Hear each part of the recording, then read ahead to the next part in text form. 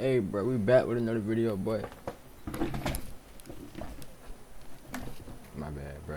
Hey, we back with another video, man. Beef Spook 101, whatever you wanna call me, man. Whatever you wanna call me, bro. I'm feeling good, bro. I'm feeling good, bro. We got horror videos, man. Halloween coming up. I'm telling you. What y'all gonna be for Halloween? If y'all still doing it, what you gonna be for Halloween? Let me know in the comment section. If you even comment. Like the video, man. I'm not the kind of person who chases chaos. I like schedules, clean bathrooms, defined plans. But my husband Barry's a little looser with things. He'd pack a bag the morning of a flight, if I let him. But he's always been respectful of my needs for order. That's what made this whole trip feel like such a slap.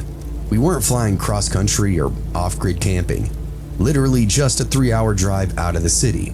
A little town built around a couple of lakes and creeks. The kind of place you forget existed until you scroll past some kind of aerial drone shot on social media and think to yourself, yeah, I could use a long weekend. I be thinking, now I'm thinking about it. If you just want to go out the city and, you know, your city boring or whatever, I never thought of just go out the city, like 2 hours, 3 hours out the city. I never thought of that. I thought, oh well, I'm stuck in the city, oh well, let's find something to do. I never even tried to drive at least an hour out the city. Hey man. So we did it the right way. Barry picked the destination. I booked the place. One of those Airbnbs that looked a little too perfect. Bright white interior, Edison bulb lighting, and a fire pit in the backyard. It said it was walking distance to the river. Sounds good.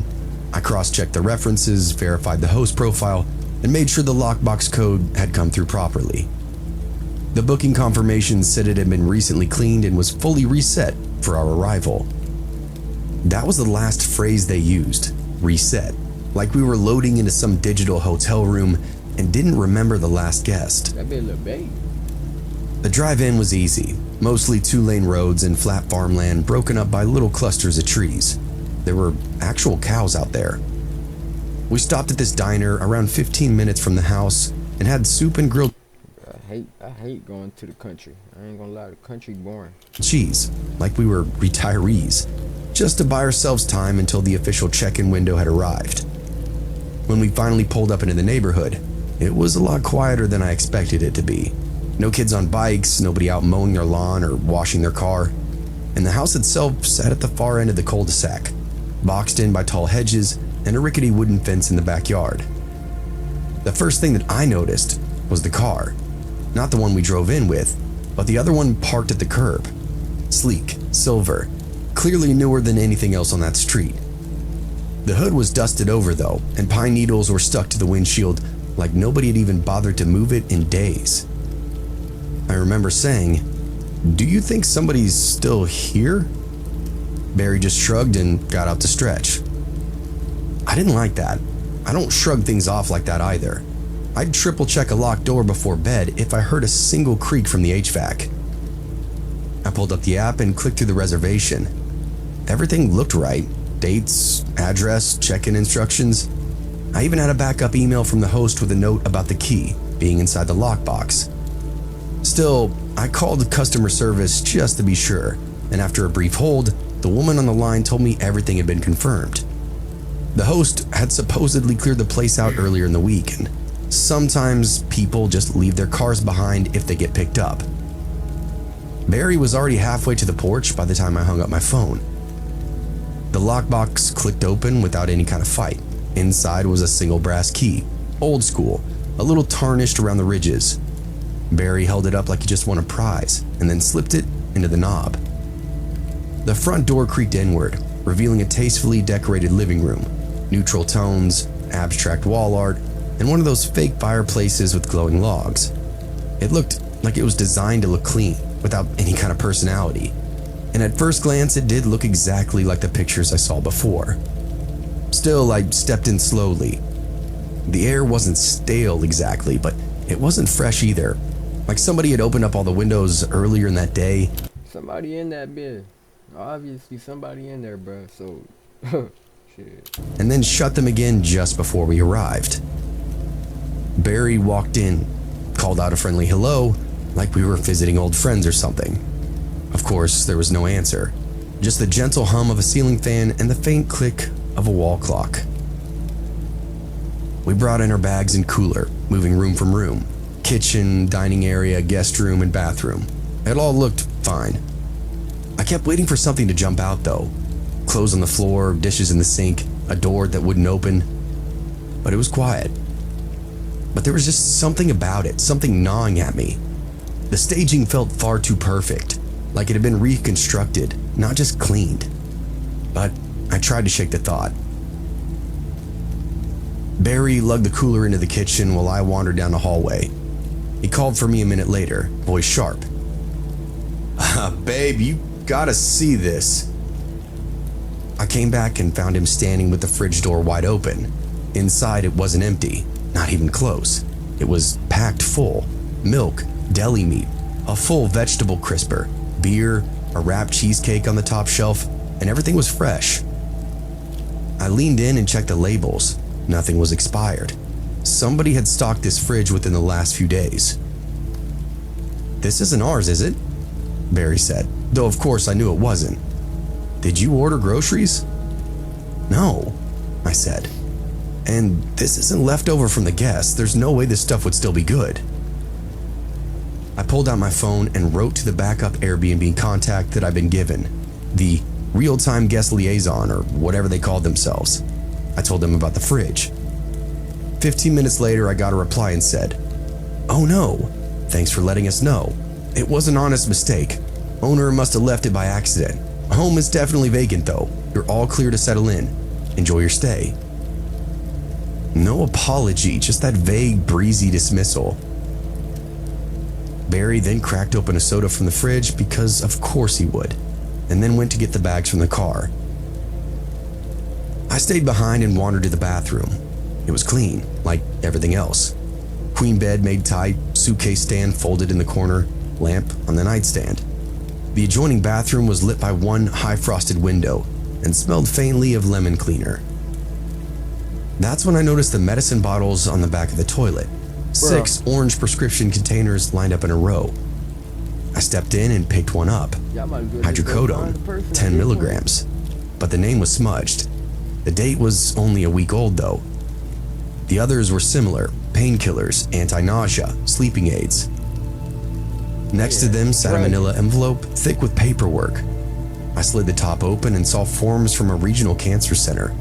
Billing information, treatment plans. If I seen I'm not stepping in that bed. If I saw the car parked out there, I don't care. Like, no, I'm not stepping in that. Chemo schedules, home care notes, radiation prep. I flipped through, my gut turning tighter and tighter. These weren't old papers, they were active, ongoing. "Barry!" I called out. And that's when I heard him scream. It was short and panicked, not drawn out. A gut-level sound that ripped me away from the sink and then down the hall. I followed the sound to the master bedroom where Barry stood frozen just inside the doorway. I pushed past him and stopped cold. There was a body on the carpet. Male, adult, face down. I already knew it, bro. I already knew it. I should have called it so y'all would believe me, but I did in my head. Yeah, it's a dead body on the ground. Bro, like, what in the world? Skin was gray-green. That's why I said y'all might as well just go look for the dude at this point, bro. Like, bro. And sloughing in places. The stench hit me like a wet rag. Not quite rot, but the early oily phase of decomposition. Metallic, sour, unmistakable. His fingers were curled like claws, arms stretched downward towards the door, as if he was trying to drag himself out. His clothes were damp with old sweat and waste. The back of his shirt was soaked through and stained with a deep maroon, where he apparently had leaked out while lying there. Dang. One leg was twisted unnaturally beneath him, like it had just given out halfway through the crawl. Barry backed out of the room gagging, and I just stood there, staring, because the rest of it was falling into place in my head. The full fridge, the medicine, the car out front. the Airbnb confirmation that the host had cleared out the week prior. He didn't leave, I said aloud, now numb. He was always still here.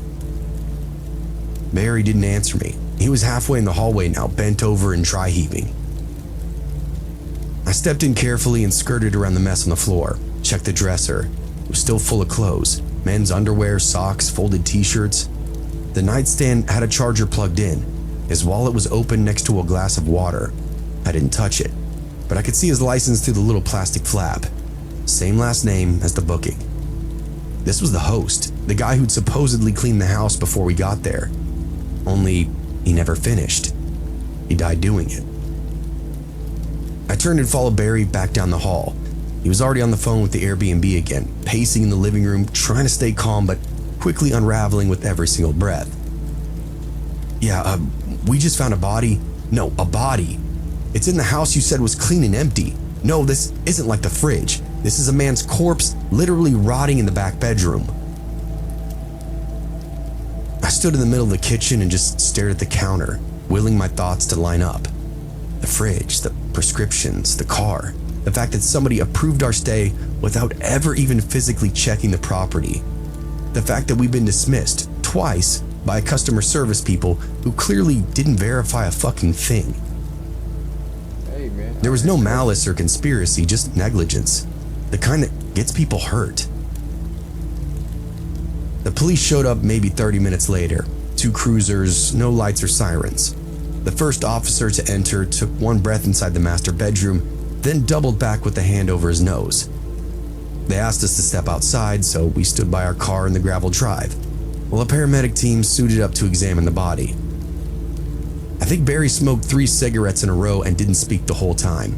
I just stood there holding my phone, staring at the unread messages piling up from the Airbnb rep, who suddenly had gone very quiet once the words police and dead body were mentioned to them. That boy just smoked 3 cigarettes. An older detective arrived not long after, lean and very deliberate, gray mustache and mirrored sunglasses. He spoke to me first. "Do you know the deceased, ma'am?" he asked me. "No," I said. "We were renting the place. He was supposed to be gone. The company told us the house had already been cleaned and the owner had vacated the property." He raised his eyebrow. "You ever been here before?" "No." "You touch anything?" I hesitated. "I moved some papers in the bedroom. They look like treatment forms for cancer." He made some kind of note, and I watched his team bring out the body in a zipped black bag, the outline barely resembling the man that we found face down on that carpet. The smell didn't disappear. It seemed to hang over the driveway like smoke itself, a smell that would soak into our clothes, into our luggage, and into our memories. They questioned Barry next, and his answers seemed to be shorter than mine, or clipped.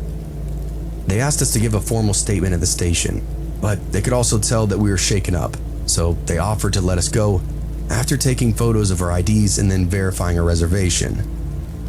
We left, and the detective said something strange before we did. We had no reports of this man missing, no wellness checks, nobody called. As far as anybody's concerned, he was still alive until you opened up that front door. I nodded but didn't say what I was thinking. He probably had nobody left to check on him. We drove to the nearest Super 8, about 15 minutes outside of town. The lobby smelled like disinfectant and vending machine coffee. Barry didn't say anything until we were lying in the stiff queen bed with the TV on mute, and our shoes still on. What are y'all doing if it's his dead body? Well, never mind. Y'all probably gonna do the same thing they did. If we hadn't gone into that room? He asked. What if we just spent the weekend there? Slept next door while he was rotting down the hall? I didn't answer because I already knew. The next morning, I got an email from the Airbnb apologizing for the inconvenience and assured me that the matter had been escalated to the safety response team. Our entire trip had been refunded. They even offered us a free future stay. I deleted that email without saying anything in response, and then quickly deleted the app.